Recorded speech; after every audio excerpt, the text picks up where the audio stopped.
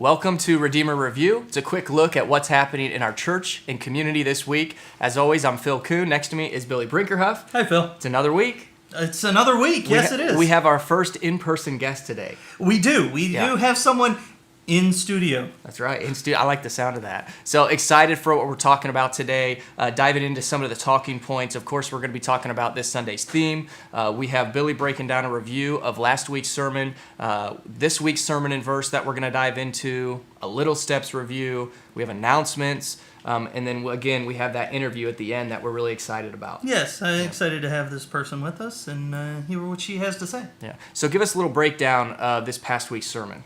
This past week, Pastor Bruckner was talking about crouching sin from Genesis 4, 1 to 16. He was talking about the story of Cain and Abel and what happened with them. Cain and Abel brought an offering to the Lord. One was accepted, one was not. Cain had a decision to make because his offering was rejected by the Lord. What was he going to do? Did he do the right thing or the wrong thing? I think we found out he probably did the wrong thing. But God in his mercy gave him a choice to make up for that.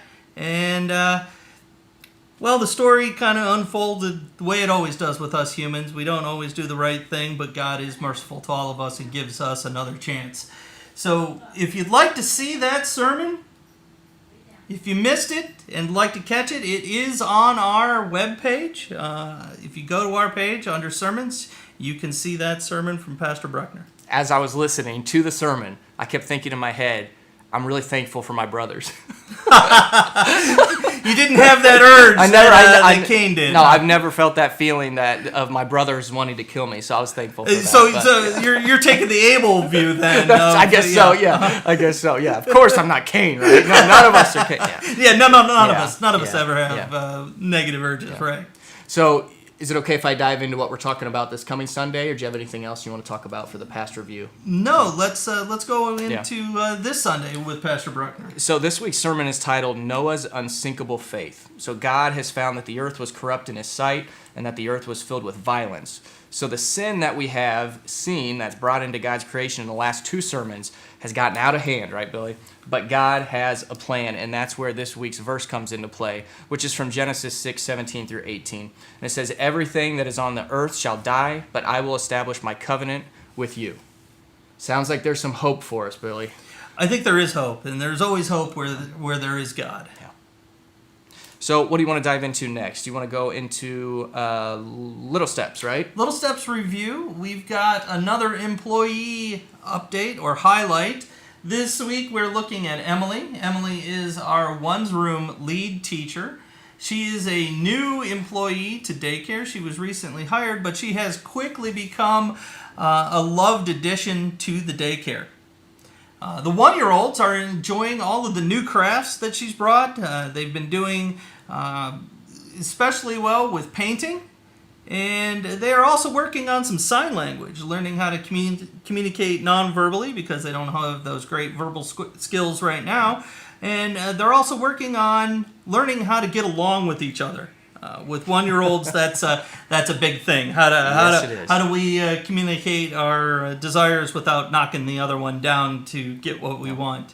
Emily herself, when she's not at LittleSteps, she enjoys spending time with her husband, her dog, and her extended family. Another one that loves dogs. So, I'm seeing a pattern here. There's a pattern. I like this. Dog lovers are good in my mind. Well, as always, thankful for all the work that goes into LittleSteps and the workers that are there. So a big thank you to her this week. Fantastic Happy to highlight her. So diving into announcements. We've got a choir rehearsal starting up on November 12th, 7:15 p.m. Is going to be their first offering in service. Will be on the 22nd. Okay, so the first actual time that they're singing, 22nd. Correct, Billy? Correct. Okay. Church council meeting Tuesday at 6 p.m. coming up. Missions board meeting Sunday at 10:15 in between services.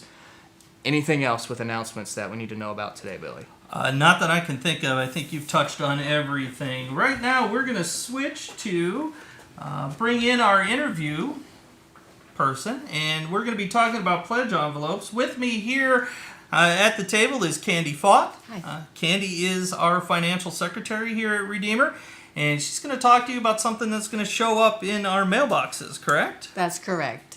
This Sunday, you will find your 2020 pledge envelopes in your mailbox. We need you to pick them up and take them home.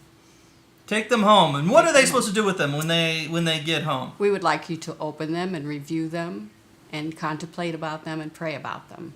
Now, when you said open them, does that mean no one here at the church has opened them prior to us handing them back? No, nobody at the church gets to look at them. Okay, so these are a sealed pledge that you made last year. You've pledged to the Lord your support, what you were going to do for the Lord through our church, and turned those in, and they were sealed, and they will remain sealed. And when you get them back, as Candy said, take them home, and you'll have the opportunity to open them. And once they open them, you said they're supposed to do what with them? Review them and pray over them, look at them, and think about what you're going to do for the Lord for next year. Yeah, whenever I take mine home, I look at it and say, okay, I said I would do this, I said I'd do this, and did I really do all of that? Did I meet my goal? Did I fall short? Do I need to do better next year? It usually falls into the I need to do better next year category. Sometimes, yeah. I don't ever really live up to what I say I will do. These are an important exercise for us to do. And what's coming up next? So what happens after we get them back? The following Sunday, I'm going to put in your mailboxes the new pledge cards for 2021. I'd like you to take those home, open them up, lay them out on your table so that you can see them all week, and make your pledge for 2021. And up on our screen, you can see what those pledge cards look like. There are two sections to them. That little section on the right, that is to be torn off and keep at home.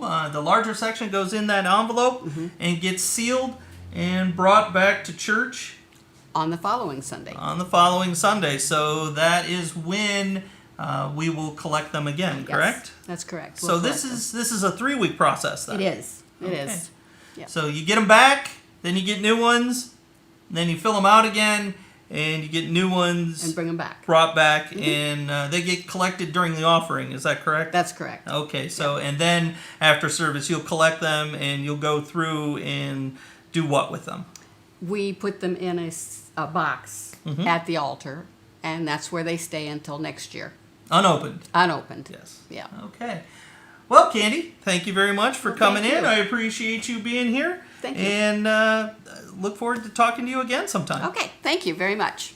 As always, guys, if you have questions for us or concerns, or you want to come on like Candy did and be part of the Redeemer Review, make sure you email us, churchoffice@redeemerwarsaw.org, or you can email myself, phil.prevail@gmail.com, and then there's Billy at rlc_it@redeemerwarsaw.org. Anything else, Billy? No, I think we've covered it all today. All right. Thanks for watching, guys. Have a great day.